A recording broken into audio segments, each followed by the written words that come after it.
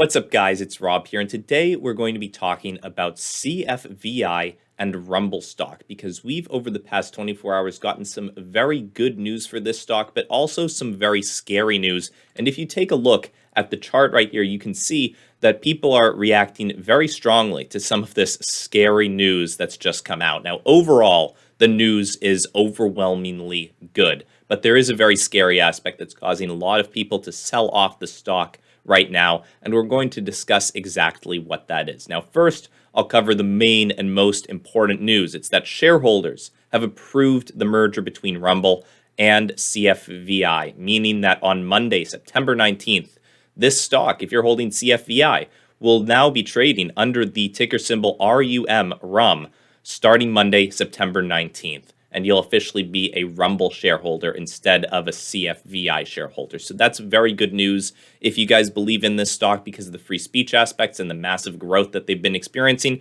Then overall, that's a good thing, and you shouldn't be scared by the temporary dip in price that we've seen, which I'm about to explain, because overall, we're seeing massive monthly active user growth, 78 million monthly active users at the last report, 77% year-over-year growth in that number. That's absolutely monumental. That's one of the key reasons why I believe in this stock so much, why I'm not scared out by this big dip that we've just seen, down about 16% over the course of just a few hours trading today after this news got dropped. Now, here's what's actually scaring people, okay? Under the terms of this merger agreement, there is potential for massive shareholder dilution. Now, I'm going to explain exactly how this is going to work.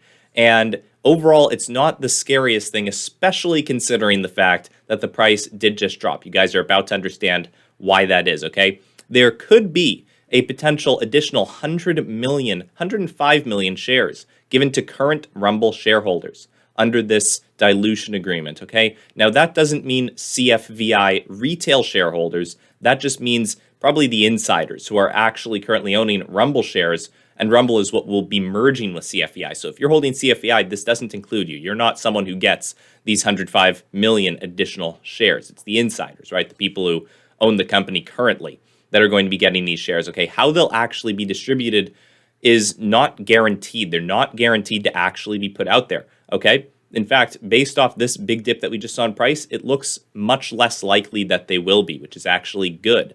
Okay, we only have to keep the price down for about 30 days in order for these shares not to be distributed because of the way it works. 50% of the shares, 50% of the 105 million shares that could be distributed and thus dilute shareholders would only be distributed if Rumble, once it starts trading as ticker symbol RUM, trades above $15 for 20 days within a 30-day period. The other 50% would only be distributed if ticker symbol Rumble stock, trades above $17.50 for 20 days within a 30-day period. Now, the important thing to realize is that as long as this stock doesn't trade above those prices within the first 30 days of it trading publicly, so after Monday, September 19th, if this thing stays below $15 for at least 10 or I guess 11 days technically, then these shares would not be dispersed and Rumble wouldn't be diluting its shareholders more. Okay, now the important thing also to realize about these shares is that they're not going to raise additional cash for the company, all right? They don't raise additional cash for the company. It's not the company issuing these shares. These shares would be given to current Rumble shareholders. So it's a personal boon for those shareholders, not that the company's going to get more money to operate, okay? Now, just to put it in perspective, imagine all of these shares were dispersed. Imagine they were all dispersed, and then Rumble returns to about a $14 price, which is where it was when this decision went through.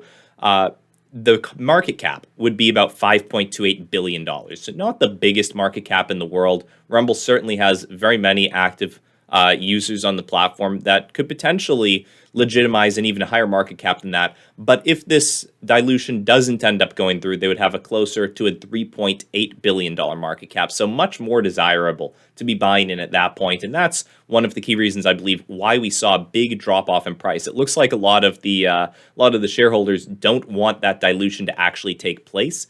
And some people were willing to take one for the team and sell off the stock and make sure that it doesn't trade above $15 per share for 20 consecutive, or not 20 consecutive trading days, just 20 trading days in general after the merger actually goes through. We'll see if that actually happens, right? It still could. And either way, I'd be happy to see the price of the stock going up. It's not that I don't want those shares to get given out to the good people working at Rumble and who have built this company. But at the end of the day, I would prefer to be a larger owner myself. And so it makes a lot more sense for me to not necessarily want that dilution to occur. So that's just my opinion. Obviously, you guys have to make your own choices, and we'll see what happens with the dilution if it does end up happening. But that's the update we have for the day. And if you guys appreciate it, feel free to subscribe to the channel. Other than that, guys, keep in mind, none of this is financial advice, just my opinion. I'm just letting you guys know what I see out there, and I hope you have a great rest of your day. I'll see you in the next one. Bye.